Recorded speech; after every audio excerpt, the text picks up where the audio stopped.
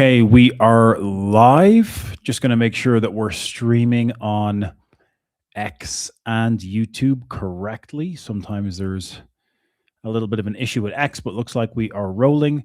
Um, Hopefully, we'll get a few people rolling in today, guys. I want to do a quick market update and take a look at what's happening with price action across the board.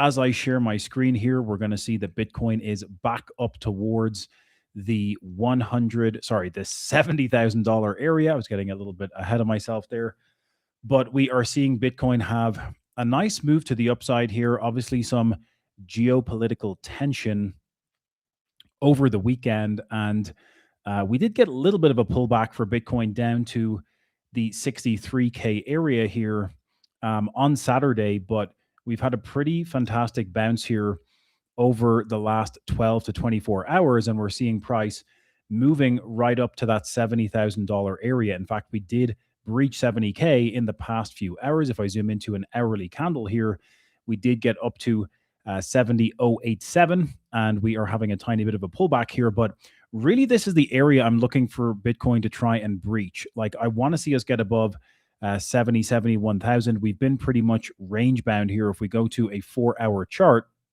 and just look at this area or this zone, we've been range bound within, just going to the body of these candles over the past few weeks.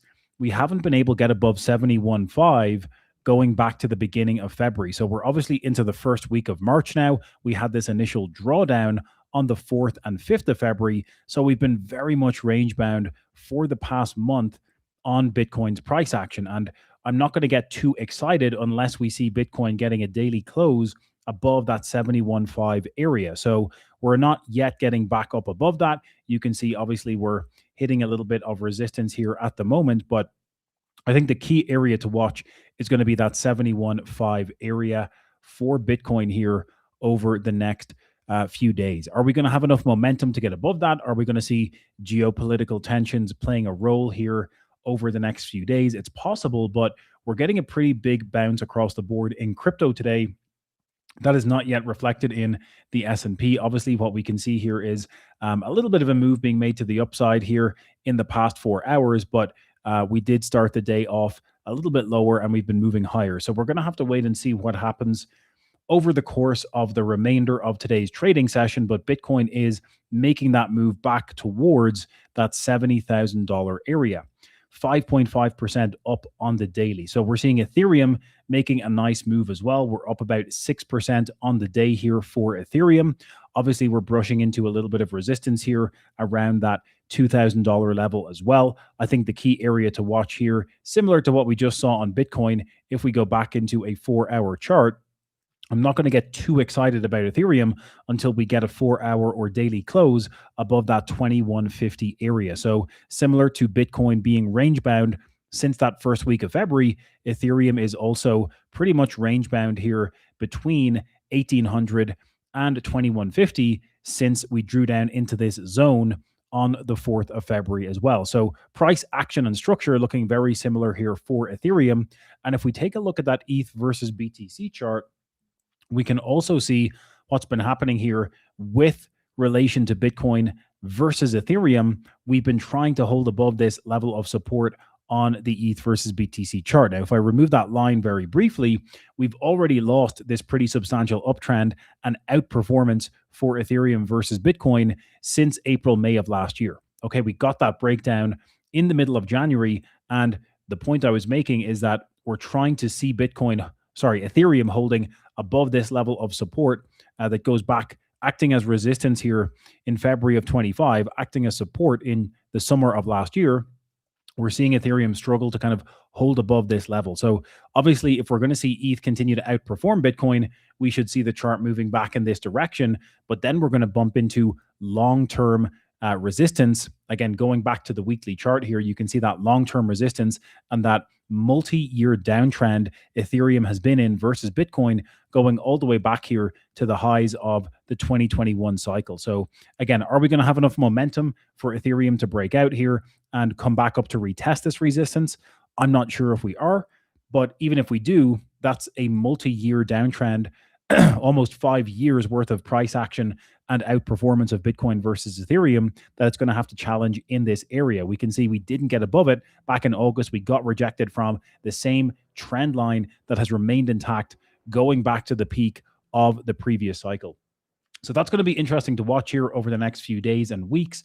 Are we at a bottom for Bitcoin with that 60K area? I'm not sure either. Again, we did wick down pretty close to this 200-week simple moving average. We got a bounce and we've been consolidating. Technically, we could be still forming that bear flag that we discussed last week here, this drawdown and consolidation before another move to the downside. That is still very possible. I think, again, what would invalidate that would be us breaking above 71,500 for Bitcoin on a daily close and then pushing towards retesting this downtrend somewhere in the low to mid 80K area is going to be necessary to negate that bear flag. But at the moment, it is forming a similar pattern, similar to what happened here with this drawdown in November and December, and then sideways consolidation for the remainder of December and January until we got that bear flag breakdown. So structure is still looking quite similar to what happened at the end of January.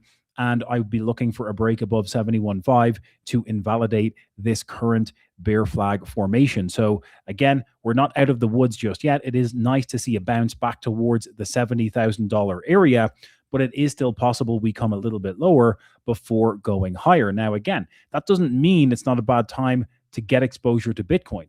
On, a weighted probability perspective, we've already had a 50% drawdown in price going from October highs all the way down to today's prices. That's a 45% drawdown. A drawdown to the lows of 60K was a 52% drawdown.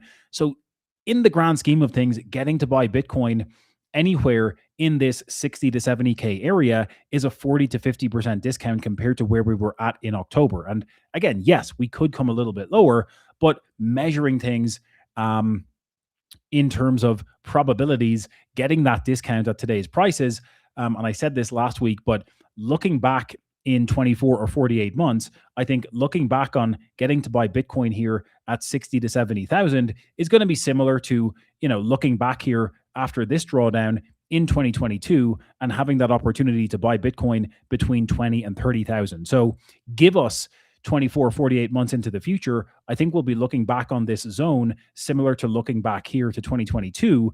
I think most people here would be very much enjoying the opportunity to buy a little bit of Bitcoin between 20 and 30,000. And I think this 60 to 70K area will look like that if we project ourselves forward 24 to 48 months. So again, nothing in this video is financial advice, guys. Always do your own research. If there's any of you guys watching live, please feel free to drop any charts or ticker symbols in the chat here. If you want me to look at any specific chart, please drop a thumbs up on the video. It helps to spread the good word as well if you're getting any value out of it. I do want to look at a couple other charts. Tau is obviously back up above $180. We're currently sitting at 185. We are at a pretty critical junction for Tau price action as well. If I remove this line here, going back to this run up that we had in November and forming a bit of a downtrend from there, we had a pretty critical level of support coming in here around 150 to 155. We got a bounce here. Even though we dipped below it temporarily, we had a nice run back up to $214. And so I'm kind of watching to see, are we getting this breakout? Obviously, we need to either see a breakout above this particular downtrend, which we seem to be at the very beginning of, or we see this area of 155 acting as support that gets breached and potentially a move to the downside. Now, obviously, if Bitcoin is going to continue moving towards 70, 71, 72K, it does grant us permission to probably see BitTensor moving even higher here, maybe even getting back up to retest this $212 area before pushing up into that $220, $230 zone. But obviously, if Bitcoin's going to draw back down and retest the 200-week simple moving average, it's going to see us probably retesting, this key area of support that held here multiple times over the past couple of years. So we need to see what happens here. We're at the very early stages of a potential breakout of a shorter term downtrend. Obviously, plenty of work to be done here to breach and break out of these longer term downtrends, we definitely need to be getting back up closer to that $300 to $400 mark. But early signs of life here and a little bit of a bounce from BitTensor here at the moment. If I jump over to take a look at even some of the subnets that have been outperforming over the past couple of weeks here, we jump over to Tau app. And again, if I filter here by 1 day performance, we can see that there's lots of moves being made here, even with some of the larger subnets. Over the past 24 hours, Bitrex is up 4.2%, Bitsec is up 6.2%, Handshake is up 6.5%, the latest launch from the BitStarter team. And so we're seeing a lot of outperformance from subnets over the past few months here.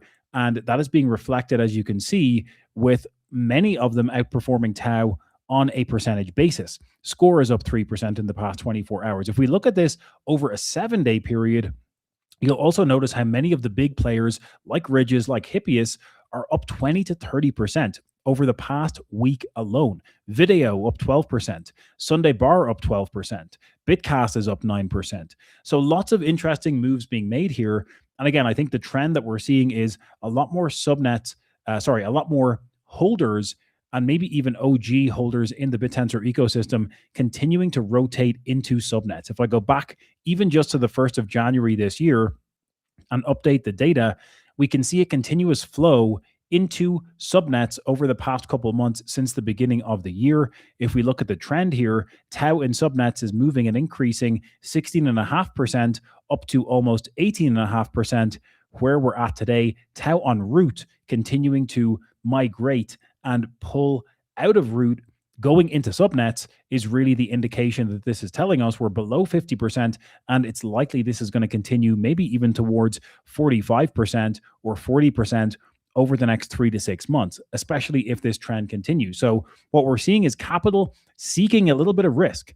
It's seeking risk on within the Tau ecosystem, and a lot of different subnets outperforming on a percentage basis, as we can see. So exciting to see that, because it means that even despite some of the bearish price action over the past couple of months, there is a lot of subnets that are outperforming, and you can be generating phenomenal staking yield here. One of the other protocols I'm looking into at the moment, a new DEX in BitTensor called MegaTau. I'm going to be sharing some updates on that over the next week or two. Been trying to test it out. There is some bugs. It's still very, very new, but some interesting options for taking on long and short exposure to subnet alpha tokens using leverage and perpetuals on that DEX called MegaTau. So I'll be reporting on that here over the next couple of weeks as well. But just bringing it back to Tau, I mean, the price action that we're seeing here at the moment, could we see a drawdown? Yeah, we could see us moving into the low 100s, but from a risk reward perspective, again, looking at even just the prices that we were at back on the 1st of November, a 65% drawdown. If you're bullish on this asset, medium to long term, definitely not a bad area to be accumulating. We're seeing so much fundamental updates happening across the subnets on a daily basis at this point. I used to reference it as happening on a weekly basis, but there's just so much being shipped, so much being pushed, integrations with X402, integrations and skills being built for OpenClaw, and all of the agentic and autonomous agent ecosystem. We're seeing so much advancements happening in artificial intelligence, so much discussion happening around decentralized AI versus closed source AI. And we saw, a bit of commotion around Anthropic and the Defense Department in the United States and OpenAI getting involved. And the power that these centralized corporations wield with the amount of compute and centralized AI consolidation that's happening in the United States and even in China, with many of these labs taking and building upon what the US labs have actually gone ahead and built. So I think it's interesting to see all of that happening in real time, and how BitTensor, as open source artificial intelligence and all the subnets built on top of it, serve as a legitimate alternative to, allow us to take advantage of the power of artificial intelligence in an open source, decentralized way. So if you've been fading Tau, or if you haven't looked into it, I would encourage you to take, just 5 to 10 hours and do a serious deep dive. I know some of you watching might already have been looking at Tau and have exposure here, but There's always new people coming into the ecosystem. I urge you to take a look. There's tons of videos on the channel here about BitTensor, about individual subnets. I've been interviewing founders over on the channel as well with the podcast. Check that out. And if you have questions, drop them below this video and I'll be more than happy to answer. But if you haven't done so already, I would encourage you or implore you to take a few hours to look into it and dive a little bit deeper. So that's a quick update today, guys. Again, if we look at what's happening here, total crypto market cap back at 2.33 trillion. We see Bitcoin dominance continuing to consolidate in this sideways range. If we're going to see a breakdown here, that would coincide with seeing a little bit of Ethereum outperformance versus Bitcoin. And then also on this chart for others versus BTC, we are getting a little bit of a breakout here happening in the past couple of weeks as well. So traditionally speaking, when we see a breakout happening on this chart, it does often lead to a very aggressive altcoin season. I think it's still too early to say that, but you can see down here on the chart, we're getting that breakout and potentially a retest before moving higher. We might have to move sideways for a while longer before getting a more aggressive move to the upside.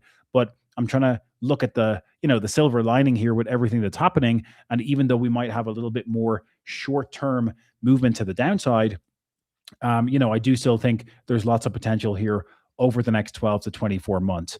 I think I'm seeing Dan is asking about Near protocol. Near's having a good day. We're getting a pretty nice bounce for Near. I think it's up 13% here on the daily. If we jump in and take a look at the chart, I don't have any exposure to Near personally. This chart has been in a pretty strong downtrend here for the past few months. So it's great to see this bounce that it's finally getting here. A drawdown over the past few months, on a percentage basis, we went about 73% to the downside. So it's great to see that we're getting a little bit of a bounce here. If we draw a simple trend line, we're getting a breakout of that downtrend, which is nice to see. So I think we'd be looking at moving towards $1.40. I think next, I think there's no major resistance here until $1.40. So I do think we could see Near moving up towards $1.40 and then maybe consolidating before a push towards $1.70 or $1.80. So from a technical perspective, nice to see that breakout, Dan. So hopefully we can see a bit of progress for Near to the upside in light of that. So appreciate the interaction. Thank you to anyone who's joining. Again, if you got any value, guys, please give the video a quick thumbs up here before you jump out the door. I'm going to leave it there for today's live stream. If you want to see more content like this and more charts, please make sure to comment. Please make sure to give it a thumbs up and subscribe to the channel